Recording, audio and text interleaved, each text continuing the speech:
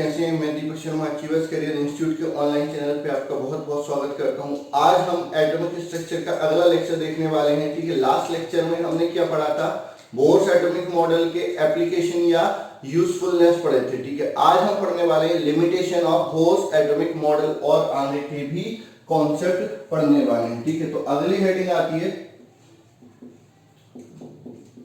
Limitation of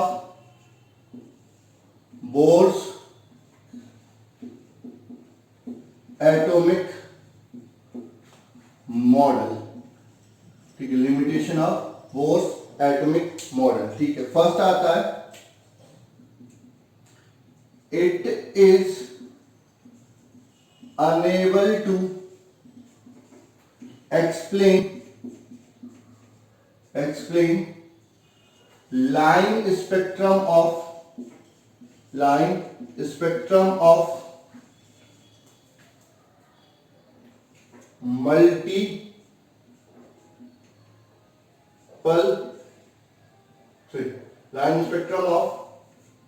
atom consist of multiple electron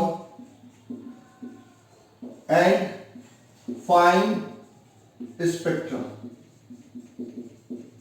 ठीक है, क्या हुआ कि जो बोर्स ने उन्होंने क्या किया था, हाइड्रोजन के लाइन स्पेक्ट्रम को तो एक्सप्लेन कर दिया था। तो हाइड्रोजन में क्या होता है, एक प्रोटॉन होता है, एक इलेक्ट्रॉन होता है। तो उन्होंने उस एटम के लिए लाइन स्पेक्ट्रम एक्सप्लेन कर दिया था जिसमें केवल एक इलेक्ट्रॉन थे। लेकिन जिसमें बहुत सारे इलेक्ट्रॉन पाए जाते हैं उनमें लाइन स्पेक्ट्रम कैसे बनता है उस चीज को एक्सप्लेन नहीं कर पाए। साथ ही साथ जब हाइड्रोजन का भी स्पेक्ट्रम क्या हुआ, अंडर अल्ट्रा माइक्रोस्कोप ऑब्जर्व किया गया तो उसमें फाइन लाइन प्रेजेंट थी। तो वो फाइन लाइन क्यों प्रेजेंट थी उस चीज को भी वो एक्सप्लेन नहीं कर पाए। तो ये आपका पहला लिमिटेशन होता है किसका, बोर्स एटॉमिक मॉडल का। ठीक है, second,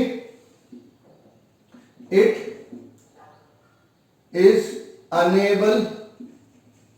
unable to explain splitting of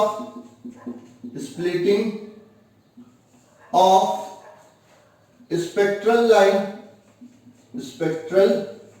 line in magnetic field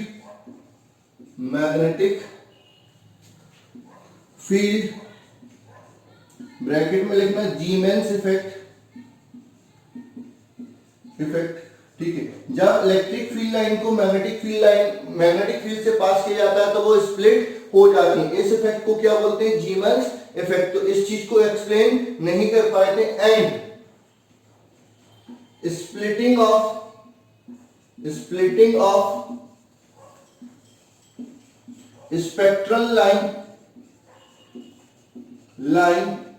in electric field stark effect। मतलब जब स्पेक्ट्रल लाइन को मैग्नेटिक फील्ड में पास करते हैं तो वो जो स्प्लिट होती है उस इफेक्ट को अपन क्या बोलते हैं, जीमेंस इफेक्ट बोलते हैं। और अगर इलेक्ट्रिक फील्ड स्पेक्ट्रल लाइन को किससे पास करते हैं, इलेक्ट्रिक फील्ड से पास करते हैं तो उनका जो स्प्लिटिंग होता है उसको क्या बोलते हैं, स्टार्क इफेक्ट। तो आपका जो बोर्स एटॉमिक मॉडल है उसने ना तो आपका जीमेंस इफेक्ट एक्सप्लेन किया और ना ही स्टार्क इफेक्ट एक्सप्लेन किया। ठीक है, तो ये आपका लिमिटेशन हो गया था। कौन सा? दूसरा। तीसरा, it could not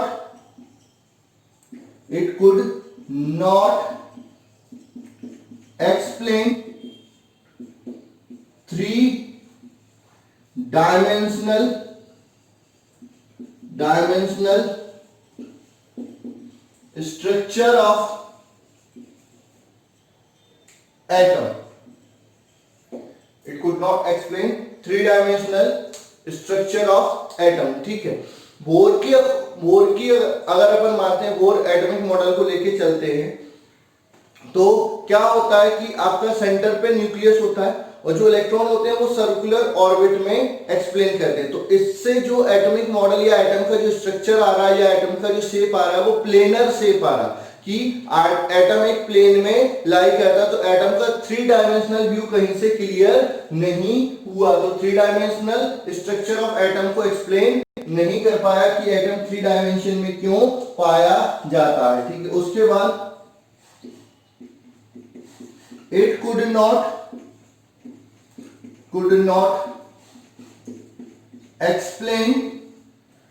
not explain the structure of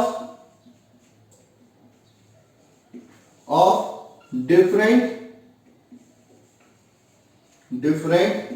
molecule of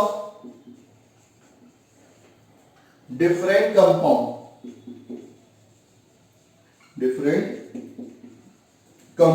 अलग अलग कंपाउंड का स्ट्रक्चर अलग अलग क्यों होता है और कैसा स्ट्रक्चर होता है, इस चीज के बारे में भी ये बिल्कुल एक्सप्लेन नहीं कर पाए। ठीक है, उसके बाद अगला जो लिमिटेशन आता है,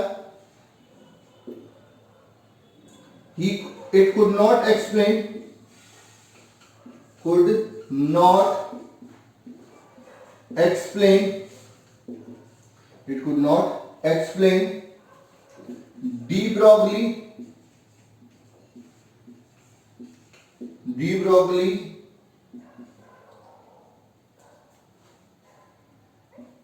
de Broglie's principle and Heisenberg principle. ठीक है, तो आपका जो बोर्स एटॉमिक मॉडल है वो हेजनबर्ग का प्रिंसिपल भी एक्सप्लेन नहीं कर पाया, साथ ही साथ डी ब्रॉगली का कॉन्सेप्ट को भी एक्सप्लेन नहीं कर पाया। तो इतने सारे लिमिटेशन थे किसके, बोर्स एटॉमिक मॉडल के। ठीक है, तो ये चीजें अपन को क्या करनी पड़ी, इसके कारण बोर एटॉमिक मॉडल को डिस्कार्ड करना पड़ा, फिर नया मॉडल का डेवलपमेंट करना पड़ा। बोर के बाद एक और मॉडल आया था जिसको लैंडमार्कमैन ने दिया था। ठीक है, उन्होंने क्या बोला था कि जो आपके इलेक्ट्रॉन है वो सर्कुलर ऑर्बिट की जगह पर क्या होते हैं, इलिप्टिकल ऑर्बिट में रिवॉल्व करते हैं। वो इतना ज्यादा सक्सेस नहीं हुआ, बस थोड़ा उससे क्या हो गया, एजिमुथल क्वांटम नंबर मिल गया, उसमें आपको हेल्प मिल गई। ठीक है, फिर उसके बाद आपका आया था वेव मैकेनिकल मॉडल। तो सबसे पहले अपन बात कर लेते हैं development of wave mechanical model. Wave mechanical model का कॉन्सेप्ट कहां से आया, देखो नाम से क्लियर होगा, वेव मैकेनिकल मतलब इसमें दोनों चीज इंक्लूड है, वेव भी इंक्लूड है और पार्टिकल भी इंक्लूड है। तो जो इलेक्ट्रॉन होता है जब मूव करता है तो उससे एक वेव एसोसिएट होती है, इसलिए उसको क्या बोल रहा है, वेव मैकेनिकल मॉडल बोल रहा है। ठीक है, और पार्टिकल से जो वेव एसोसिएट होती है उसके बारे में किसने बताया था, डी ब्रॉगली ने बताया था, जिसको अपन मैटर वेव, जिसके बारे में ऑलरेडी पढ़ चुके हैं। ठीक है, फिर भी मैं एक बार हल्का दोबारा से रिवाइज करवा दूंगा। ठीक है, तो आपको और क्लियर हो जाएगा। वेव उसकी वेवलेंथ के लिए फॉर्मूले में ऑलरेडी आपको बता चुका हूं, तो ज्यादा डिटेल में नहीं बताऊंगा, थोड़ा सा आपको बता दूंगा, फॉर्मूले आपको पूरे याद रखने। ठीक है, development of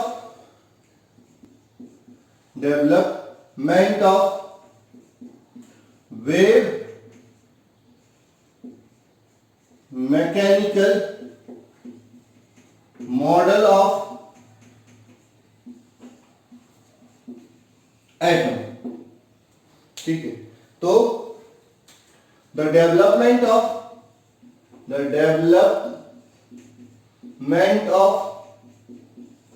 wave mechanical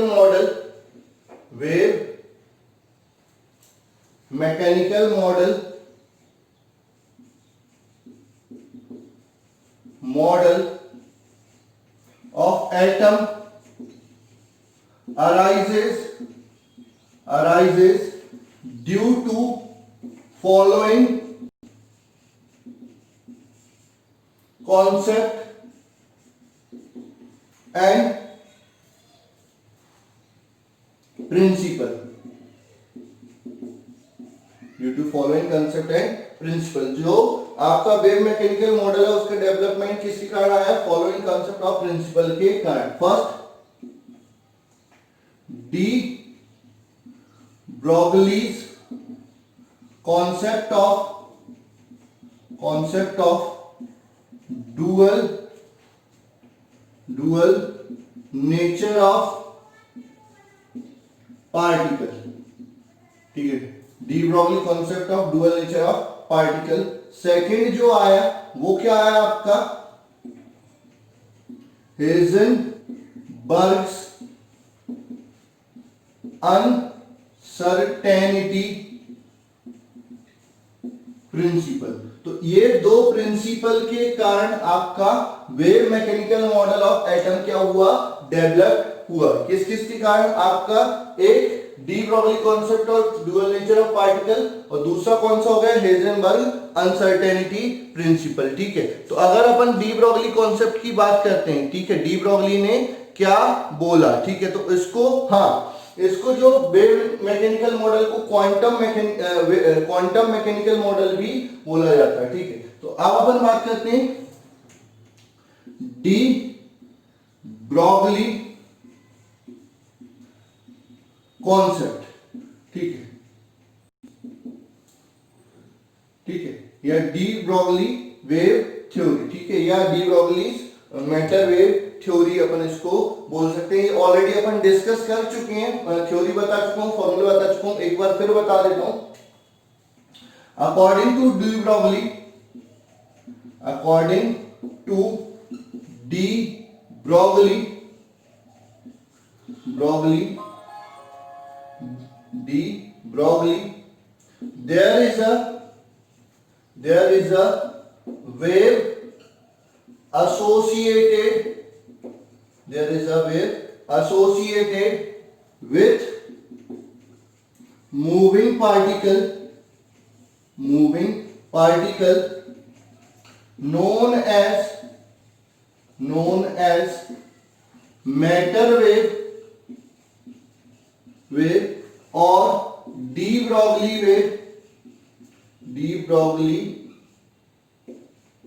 wave, ठीक है, whose wavelength is given by lambda is equal to h upon mv बराबर h upon p बराबर h अपॉन रूट में 2m e बराबर h अपॉन रूट में 2m qv बराबर, इलेक्ट्रॉन के लिए अलग निकाली थी, प्रोटॉन के लिए अलग निकाली थी। ठीक है, तो ये आपका डी ब्रॉगली वेव हो गया। ठीक है, अब बात करते हैं कि जो डी ब्रॉगली वेव है और इलेक्ट्रोमैग्नेटिक वेव है उनमें क्या डिफरेंस होता है, उसकी बात कर लेते हैं। ठीक है, तो अगली हेडिंग आती है आपकी difference between D Broglie wave and difference between electromagnetic wave and matter wave या डी ब्रॉगली वेव। ठीक है, तो दोनों में डिफरेंस की बात कर लेते हैं।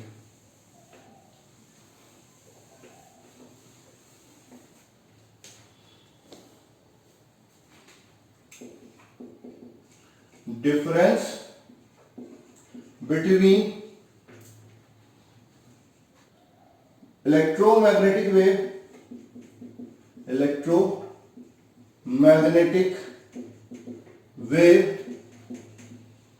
एंड डी ब्रॉगली वेव और matter wave.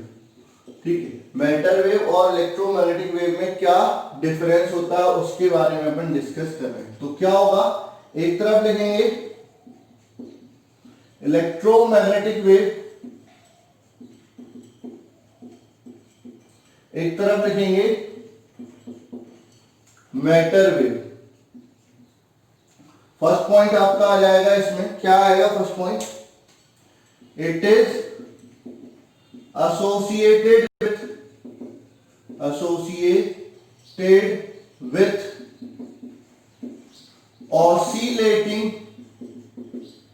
oscillating electric field and magnetic field। मतलब इसमें क्या होता है, जो इलेक्ट्रोमैग्नेटिक वेव में होती हैं उनमें ऑसिलेटिंग इलेक्ट्रिक फील्ड और मैग्नेटिक फील्ड प्रेजेंट होती हैं, ठीक है। दे do not associated with oscillating electric field and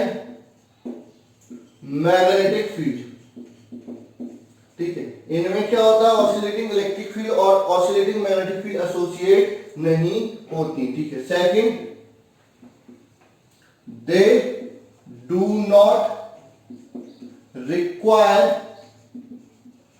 any medium for propagation, ठीक है। इनको प्रोपोगेशन के लिए किसी मीडियम की जरूरत नहीं होती, तो they require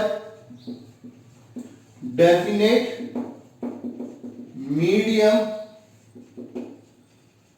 for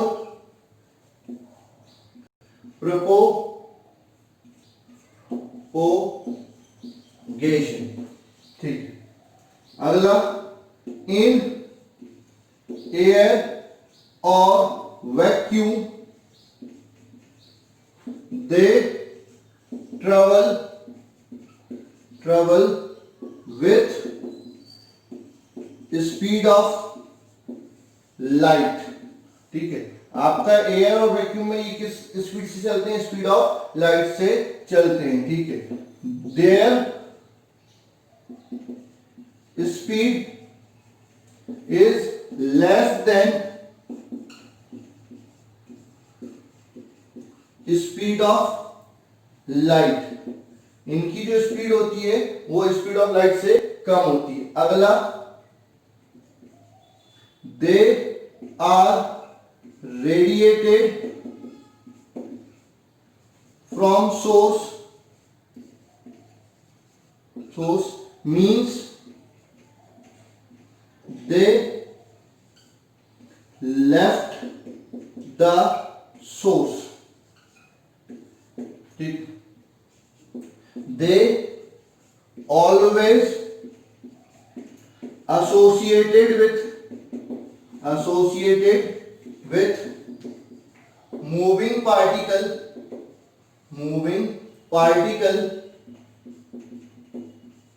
hence do not left the particle, ठीक है। ये हमेशा पार्टिकल से एसोसिएट होती हैं, इसलिए कभी भी पार्टिकल को छोड़ती नहीं है, ठीक है। उसके बाद, the wavelength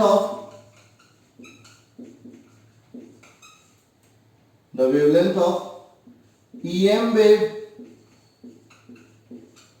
is given by lambda is equal to c upon mu frequency. The wavelength of de Broglie wave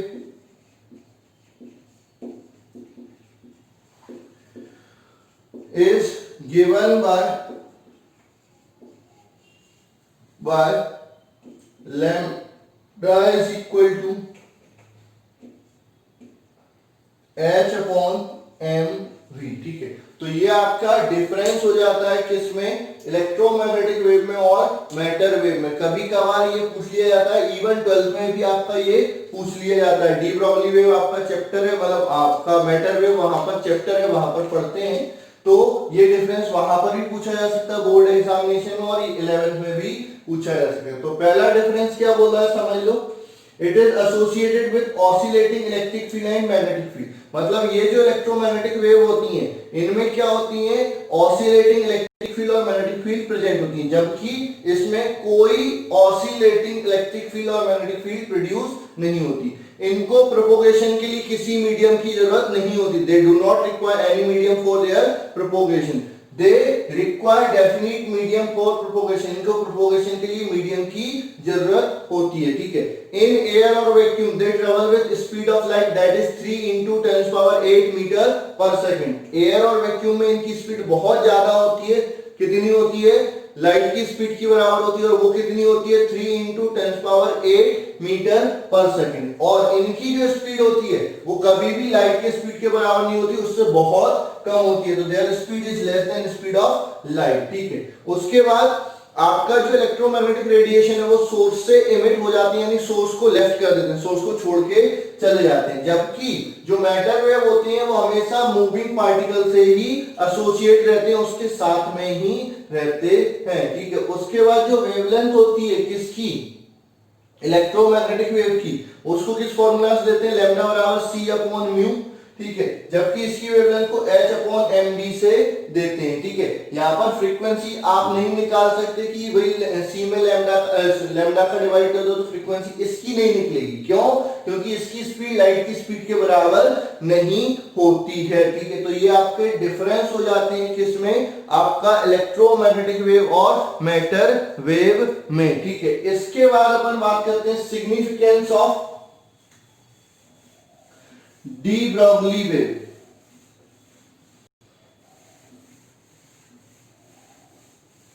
या significance of de Broglie concept.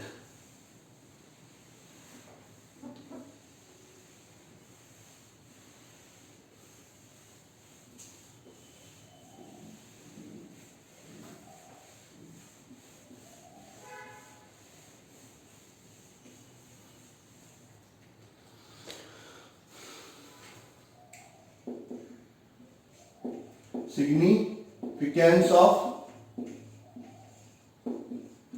de Broglie concept, ठीक है। तो this concept is applicable for all particle and bodies but has great significance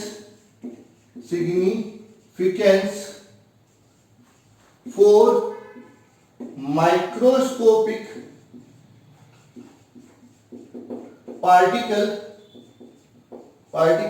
because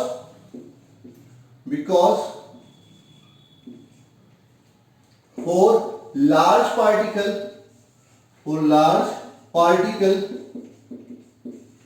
their wavelength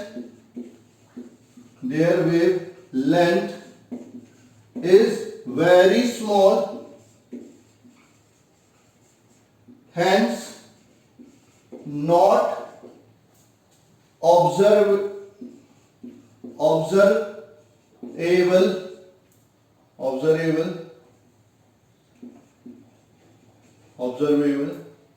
but in case of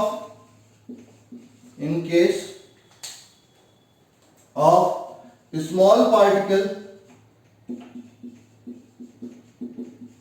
their wavelength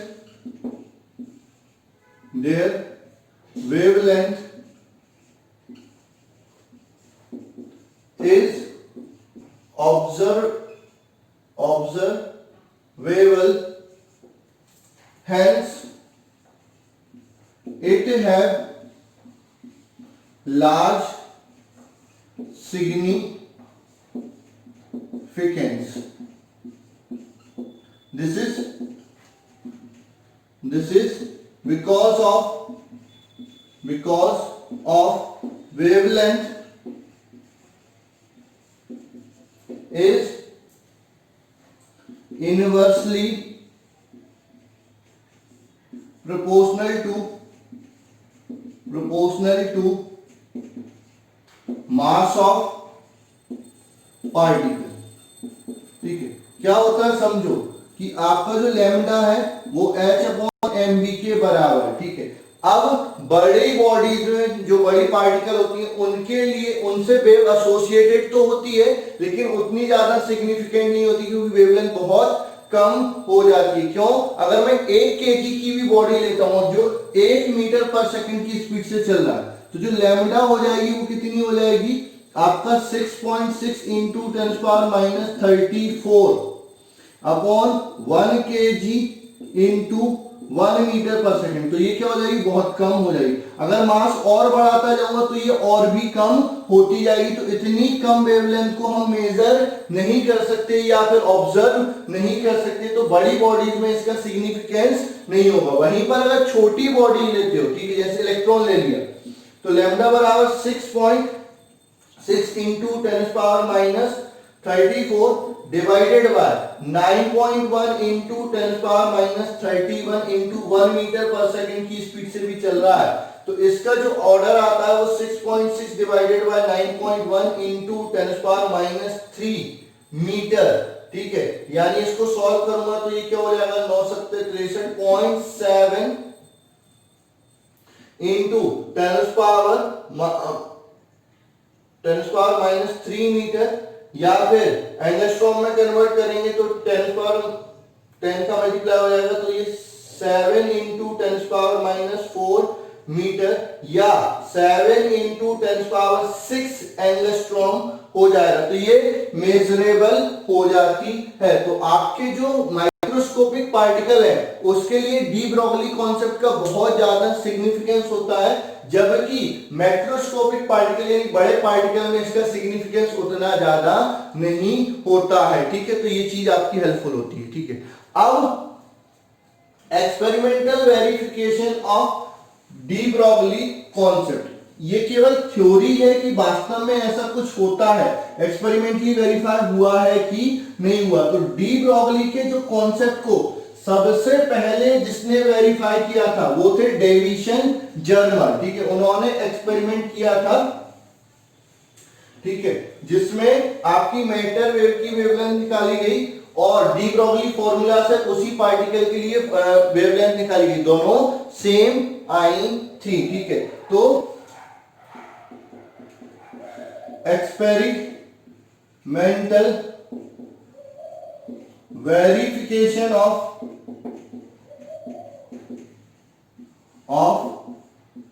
D Broglie's concept, experimental verification of D Broglie's concept, मतलब de Broglie के concept का experimental verification किसने किया था, ठीक है। तो start करके लिखेंगे the de Broglie concept, the de Broglie concept is first verified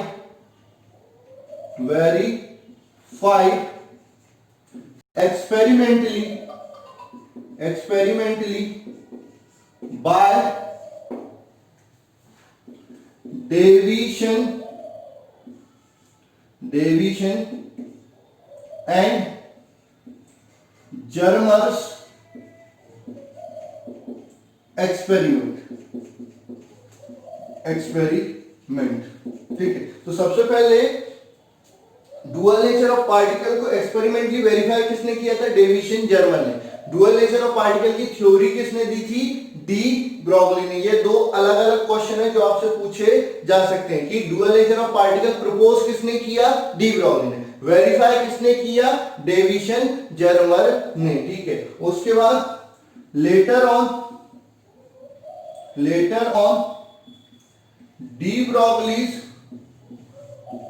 Broglie's concept is also verified by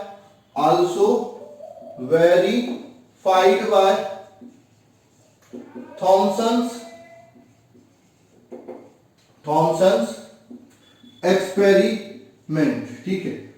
अब ये किससे किया था? ब्रैग इक्वेशन से किया था। एन लैम्डा बराबर 2d sin थीटा से वेवलेंथ निकाली थी जो कितनी आई थी? 1.65 एंगस्ट्रॉम आई थी। किसके लिए? इलेक्ट्रॉन के लिए।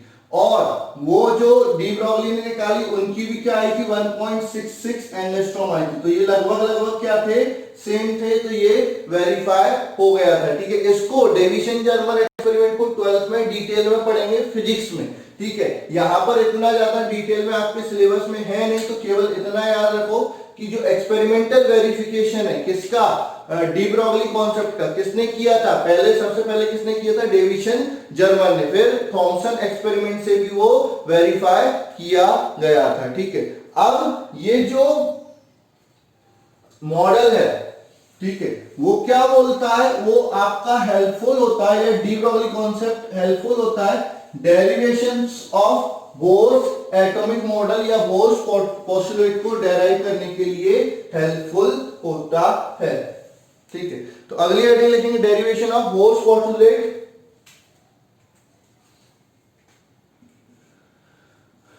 Derivation of bourse postulate, derivation of Bohr's postulate, derivation of Bohr's postulate of angular momentum। ठीक है, तो बोर्स का पोस्टुलेट क्या था एंगुलर मोमेंटम के बारे में। ठीक, according to Bohr, electron revolve only in those circular orbit, only those circular orbit in which their angular momentum is integral multiple of h upon 2 पाई। ठीक है, बोर ने क्या बोला था, बोर ने ये बोला था कि इलेक्ट्रॉन केवल उन्हीं सर्कुलर ऑर्बिट में रिवॉल्व करता है जिसमें आपका इलेक्ट्रॉन का जो एंगुलर मोमेंटम होता है वो इंटीग्रल मल्टीपल होता है किसका, इंटीग्रल मल्टीपल होता है किसका, h अपॉन 2 पाई का। ठीक है, अब डी ब्रॉगली ने इसको कैसे डेराइव किया, according to de Broglie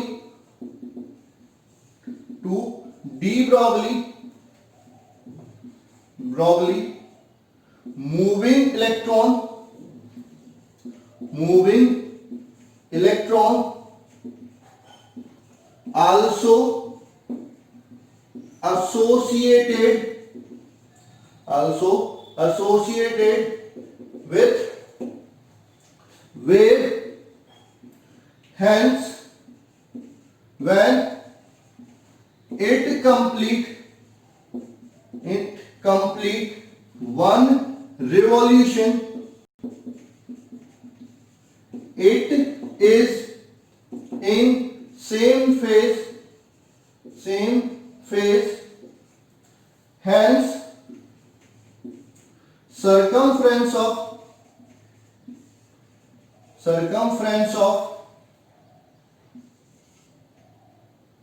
orbit is integral multiple of wave length।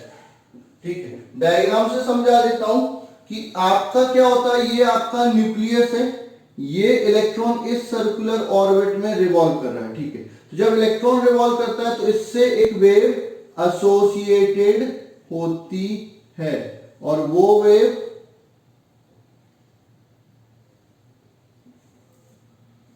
इससे एक वेव एसोसिएटेड होती है। थोड़ा डायग्राम सही नहीं बना, ध्यान से देखना।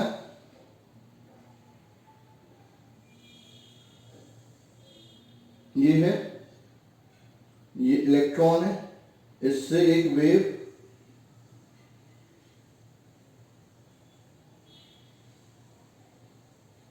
ऐसी एसोसिएटेड है। तो ये पूरा साइकिल कंप्लीट करती है, पूरा वेव एक साइकिल कंप्लीट करती है। तो इसकी जो सरकमफ्रेंस होगी वो क्या होगा, लैम्डा लैम्डा लैम्डा लैम्डा और लैम्डा। तो लैम्डा का इंटीग्रल मल्टीपल होगी, यानी 2 पाई आर बराबर आप क्या बोल रहे हो, एन लैम्डा बोल रहे हो, ठीक है। 2 पाई आर बराबर क्या बोल रहे हो, एन लैम्डा। ये किसने बोला, डी ब्रॉगली ने, ठीक है। अगेन बाय डी ब्रॉगली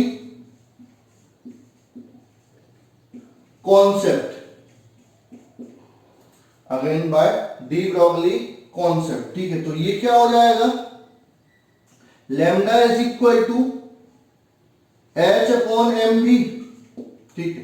तो यहां से क्या हो जाएगा, 2 पाई आर बराबर, ये फॉर्मूला याद रखना बेटा, सरकमफ्रेंस पूछ लेंगे या आपको रेडियस ऑफ ऑर्बिट पता होगा, वेवलेंथ पूछ लेंगे, वेवलेंथ लैम्डा पूछ लेंगे, ठीक है। तो लैम्डा बराबर एन क्या, नंबर ऑफ ऑर्बिट, और आर भी एन के टर्म में बताया जा सकता है। आर की वैल्यू मैंने ऑलरेडी बताई, चलो मैं बाद में बता दूंगा, पहले इस पे फोकस कर लेते हैं, डेरिवेशन कर लेते हैं।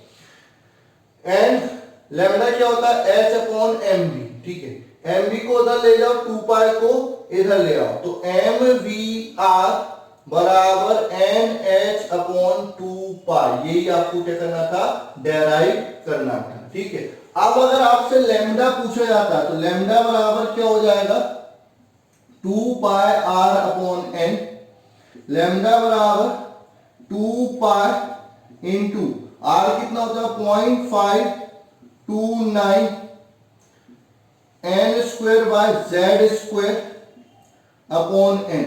इस एन से ये एन कैंसिल हो जाएगा, तो लैम्डा बराबर 2 pi into 0.529 into n upon z square. तो ये वेवलेंथ हो जाएगी associated with electron in given orbit. N क्या है, नंबर ऑफ ऑर्बिट हो जाएगा, तो जो वेवलेंथ है वो एन के डायरेक्टली प्रोपोर्शनल हो जाएगी। तो इस पर भी कई बार न्यूमेरिकल पूछ लेते हैं, ये स्पेशल केस हो जाते हैं जो इनसे हटके। तो ये यहां तक जनरली स्कूल वाले आपको बताते नहीं है, वो बच्चे की एबिलिटी पर होती है कि वो इतना डिटेल में उसको पढ़े कि उसने ये रिलेशन पढ़ लिया, ये रिलेशन पढ़ लिया, तो आपको जो इलेक्ट्रॉन की वेवलेंथ है उसको एन के साथ रिलेट कर पाए। तो अपन ने डेरिवेशन कर लिया किसका, आपका बोर्स एटॉमिक मॉडल का, किसकी हेल्प से, आपका डी ब्रॉगली कॉन्सेप्ट की हेल्प से। ये डेरिवेशन कभी कभार कोई स्कूल वाले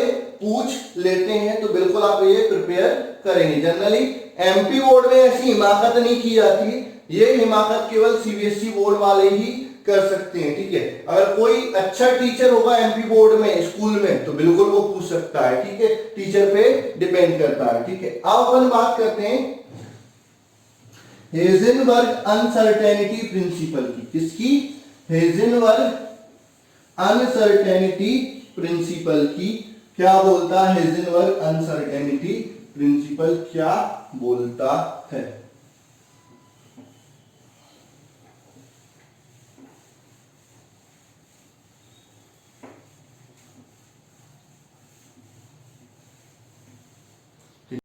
अगली हेडिंग लिखेंगे, हेज़ेनबर्ग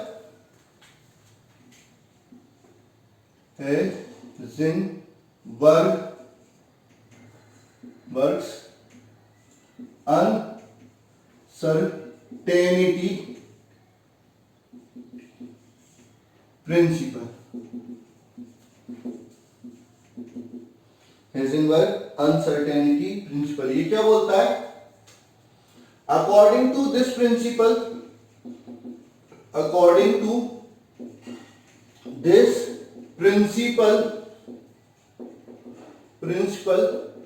it is impossible to determine exact position and exact momentum of particle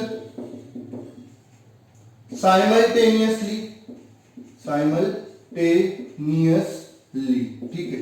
इनका कहने का मतलब है कि आप कोई सा भी पार्टिकल ले लो, अगर वो मूव कर रहा है तो उसकी एग्जैक्ट पोजीशन और एग्जैक्ट मोमेंटम एक साथ नहीं बता सकते। अगर पोजीशन को आप एग्जैक्ट करने जाओगे तो मोमेंटम अनसर्टेन हो जाएगा, और मोमेंटम को एग्जैक्ट करने जाओगे तो पोजीशन अनसर्टेन हो जाएगी, ठीक है। तो इसको अपन क्या बोलते हैं, हाइजेनबर्ग अनसर्टेनिटी प्रिंसिपल। इसका मैथमेटिकल एक्सप्रेशन क्या होता है, delta x into delta p बराबर h अपॉन 4 पाई, ठीक है, h अपॉन 4 पाई, ठीक है। ये ग्रेटर देन और इक्वल टू होगा इससे, ठीक है, ग्रेटर देन और इक्वल टू होगा इससे, where delta x is uncertainty in position, ठीक है। Delta p is uncertainty in momentum, ठीक है। अगर इसको कम करोगे तो ये बढ़ जाएगा और इसको कम करोगे तो ये बढ़ जाएगा, क्योंकि ये कांस्टेंट है। वेयर डेल्टा p बराबर m delta v, mass fix है तो डेल्टा p बराबर क्या हो जाएगा, m डेल्टा v, तो delta x into m delta v greater than और equal to h upon 4 pi, ठीक है। तो delta x into delta v बराबर और greater than equal to h upon 4 pi m, ठीक है। ये आपका हाइजेनबर्ग अनसर्टेनिटी प्रिंसिपल हो गया। ये मोमेंटम और पोजीशन के टर्म में हो गया। अभी आपको यही याद रखना है, एनर्जी और टाइम के कंपैरिजन में भी होता है, लेकिन वो आपको नहीं पढ़ना है, ठीक है। तो ये होता है आपका हाइजेनबर्ग अनसर्टेनिटी प्रिंसिपल। ये भी बोर्ड के अकॉर्डिंग या स्कूल के अकॉर्डिंग या कॉम्पिटिटिव एग्जाम के अकॉर्डिंग बहुत इंपॉर्टेंट होता है, ठीक है। इसके बाद वेव मैकेनिकल मॉडल और आगे के कॉन्सेप्ट अपन अगले लेक्चर में डिस्कस करेंगे। आपको इतना आज पढ़ना है।